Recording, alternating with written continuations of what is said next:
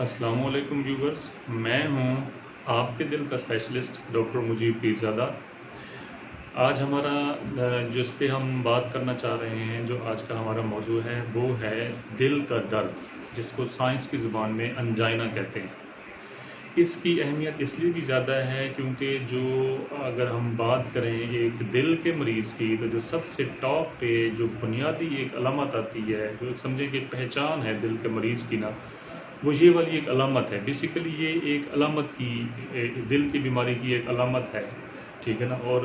Most frequently جو ہے نا مریضوں کے اندر یہ والی علامت پائی جاتی ہے، جن کو دل کی نالیوں کا مسئلہ ہوتا ہے بیسیکلی۔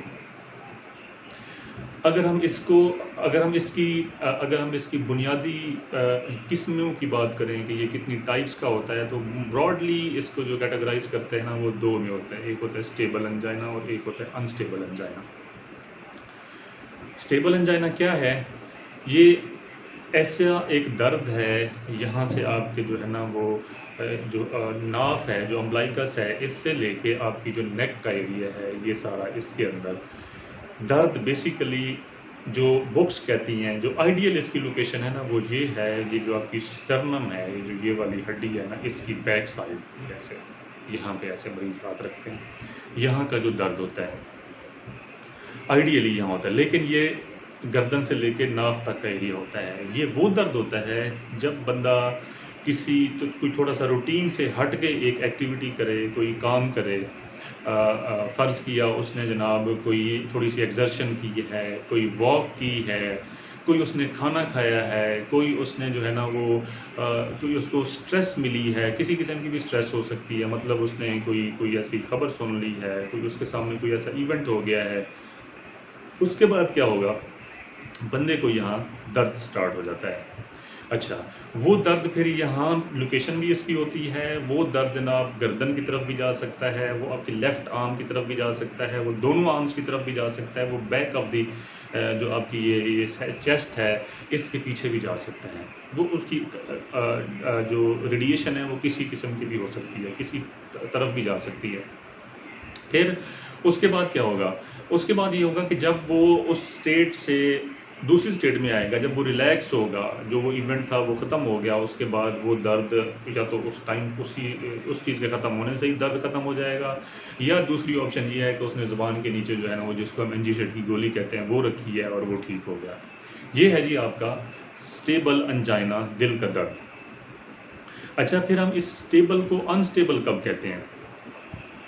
دیکھیں، اگر اس کی روٹین میں کوئی ایکٹیویٹی کرتے تھے اور اس سے جو ہے نا جناب وہ فرض کیا ایک فلور چڑھتے تھے، ایک منزل چڑھتے تھے اور اس کے بعد درد ہوتا تھا۔ اب کیا ہوا ہے کہ وہ آدھی منزل چڑھتے ہیں تو وہ درد شروع ہو جاتا ہے، وہی والی سمجھیں کہ اس کی فریکوینسی بڑھ گئی ہے، ٹھیک ہے نا، اس کا تھریش ہولڈ کم ہو گیا ہے۔ جو ایک لیول تھا جس پہ وہ ہو رہا تھا، وہ 12 سے 15 قدم چلنے پہ تھا، اب جناب وہ 5 سے 6 7 یا 12 سے کم پہ ہونا شروع ہو گیا ہے، پہلا۔ دوسرا یہ ہے، یا تو وہ آپ کو رات میں ہو، وہ درد جو رات میں ہوتا ہے، یہی جو کریکٹرسٹکس میں نے بتائی ہیں اس کے اوپر پورا اترے، وہ بھی انسٹیبل میں آتا ہے۔ اور جو تیسرا ہے وہ ہے آپ کا نیو آن سیٹ، کہ پہلے کچھ تھا ہی نہیں اور پہلی دفعہ جو ہے نا آل آف دی سڈن جو ہے نا آپ کو شروع ہوا ہے، تو یہ نیو آن سیٹ انجائنا بھی اسٹیبل پھر انسٹیبل میں کنورٹ ہو جاتا ہے۔ اچھا، یہ مجھے اس کی ٹائپس بتانا، اسٹیبل انسٹیبل بتانا، یہ آپ کو سمجھانے کا مقصد یہ تھا کہ اس کے پیچھے وجہ کیا پڑی ہوتی ہے جس کی وجہ سے یہ ہو رہا ہوتا ہے۔ سمجھیں دل کی ایک نالی ہے نا، شریان ہے، جس کے اندر صاف خون سرکل کرتا ہے، دل کے اندر جو ہے نا میجر 3 قسم کی نالیاں ہوتی ہیں، جو سارے دل کے راؤنڈ اباؤٹ جو ہے نا گھوم کے آپس میں پھر ایٹ دی اینڈ کنیکٹڈ ہوتی ہیں، اور وہ سارے جسم کے دل کے پٹھوں کو جو ہے نا وہ سپلائی کر رہی ہوتی ہیں۔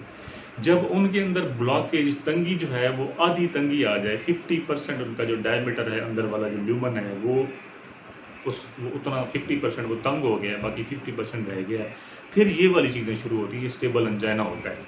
ٹھیک ہے نا۔ اور جب وہ 50% سے بڑھنا شروع ہوتا ہے، سمجھیں کہ وہ اس سے زیادہ ہو گیا، 60 پہ چلا گیا، 70 پہ چلا گیا، وہ انسٹیبل میں کنورٹ ہو جائے گا۔ اور جب 70 کراس کرے گا، 70 سے لے کے 100 کے درمیان جو بلاکیج ہے اس میں آپ کو سمجھیں کہ وہ اٹیک، یہ پھر کنورٹ ہو جاتا ہے ہارٹ اٹیک میں، دل کے اٹیک میں۔